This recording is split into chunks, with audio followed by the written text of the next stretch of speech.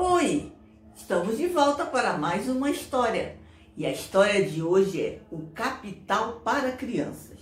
A adaptação do texto de Johan R. Riera e ilustrações de Liliana Fortuny. Por que a gente resolveu contar essa história? Porque a gente está vivendo um momento em que está essa eterna divergência, né? Essa dualidade entre saúde e economia.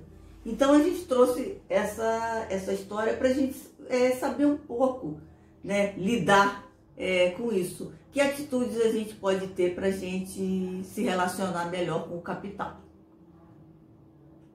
Vamos lá?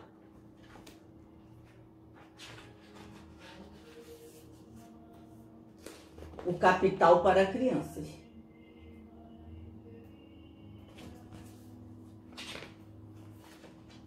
Vovô, conte uma história pra gente, por favor. Mas nada de cavaleiros e princesas, nem de reis e dragões, nem Cinderela, nem Chapeuzinho. Queremos uma história de verdade. Muito bem, crianças. Vou contar uma história que aconteceu de verdade e que ainda acontece em muitos lugares do mundo.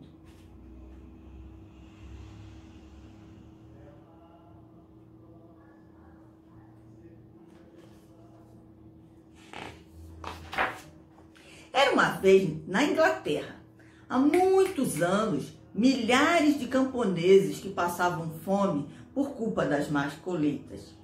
Eles tiveram de se mudar para a cidade grande para procurar trabalho.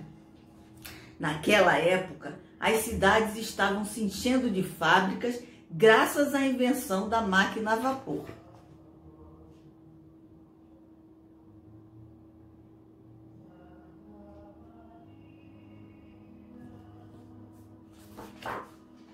Foi assim que o herói dessa história, um jovem chamado Frederico, chegou à cidade de Liverpool para tentar ganhar a vida costurando meias em uma fábrica têxtil. Mas vovô Carlito, Liverpool não era a cidade dos Beatles? Meus pais adoram, sempre escutamos no carro. Sim, porém, naquela época, Liverpool era uma cidadezinha cinzenta, cheia de chaminés e de poluição.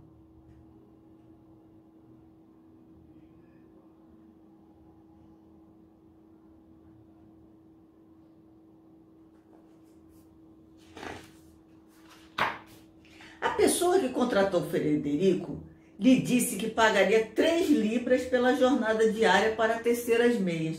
Portanto, ele ganharia 18 libras por semana, trabalhando de segunda a sábado. 6 dias de trabalho não é muito? Meus pais trabalham 5. Mas quem era essa pessoa que contratou Frederico? Antigamente, a pessoa que contratava chamava-se capataz, patrão ou amo.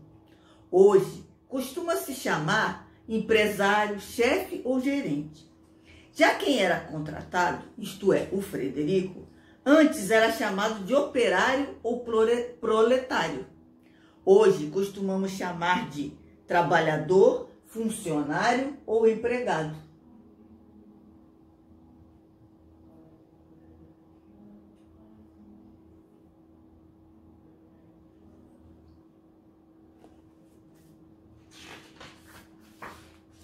Frederico aceitou a jornada e começou a trabalhar 10 horas por dia.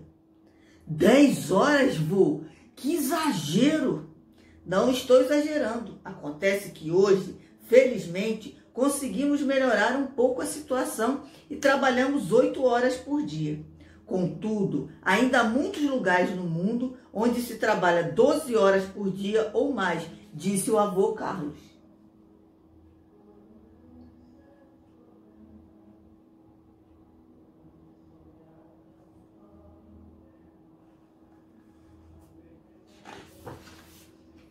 Voltemos ao jovem Frederico. Um dia ele foi à feira comprar justamente um par de meias que tecia. E não pôde acreditar. Um par custava 2 libras. Frederico não entendeu por que custava tão caro se lhe pagavam apenas 25 centavos por cada par que ele fabricava.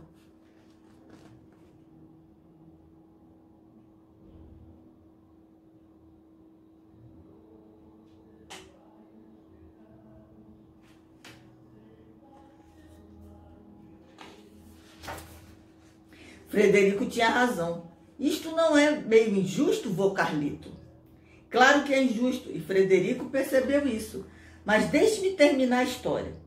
Um companheiro com quem Frederico conversou disse que ele tinha razão, mas que para saber o custo do par de meias era preciso somar ao seu trabalho o custo do carvão, da lã e das máquinas. Então Rosa, que era a contadora da fábrica, se ofereceu para calcular quanto custava produzir cada par de meias.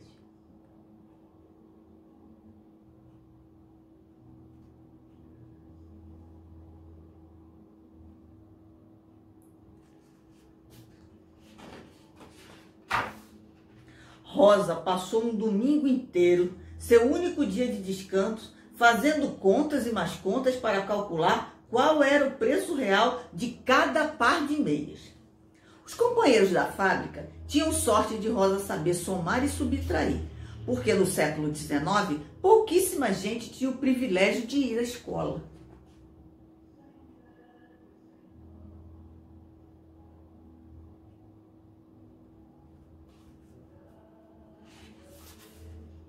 Frederico estava impaciente para entender os cálculos de sua companheira, pois sabia que, apesar dos custos de produção, seu patrão obtinha muito mais benefícios do que ele. Pessoal, terminei as contas. Por cada par de meias vendido, o comerciante ganha 10 centavos e Frederico ganha 25 centavos. Para pagar os custos de produção, são necessários 30 centavos. Assim sobra 1,35 libras, que é o mais valor, isto é, o lucro do patrão.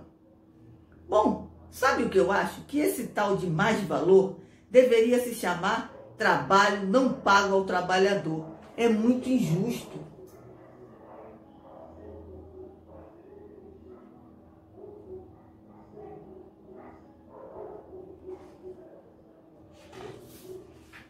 Frederico convenceu os companheiros de fábrica que o mais valor era injusto. Não era certo o patrão ser rico graças ao trabalho que eles realizavam e eles, por sua vez, serem pobres.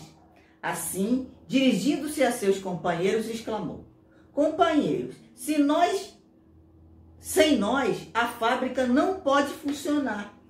Parem para pensar. Se amanhã fizermos greve e não viermos trabalhar, o patrão perderá muito mais dinheiro do que nós e terá de aumentar nossos salários, por salários mais altos e uma jornada de 8 horas.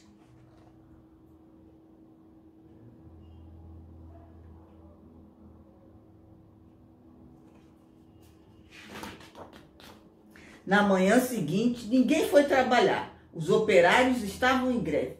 Frederico entregou uma carta ao patrão, na qual os trabalhadores pediam melhores condições de trabalho.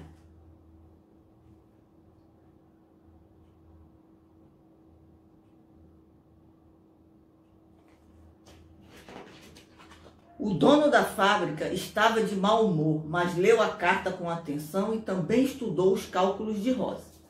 Depois de inúmeras reuniões com os trabalhadores, acabou concordando em reduzir o mais-valor e dividir parte dos lucros da empresa com eles.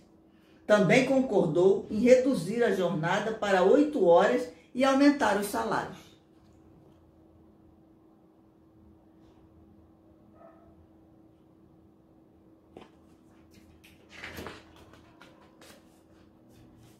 Na fábrica, trabalhadores e trabalhadoras ficaram tão felizes com a negociação que fizeram uma grande festa.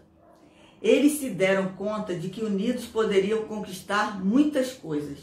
Frederico e Rosa decidiram viajar pelo mundo para contar essa história a operários de outras fábricas para que todos pudessem viver melhor.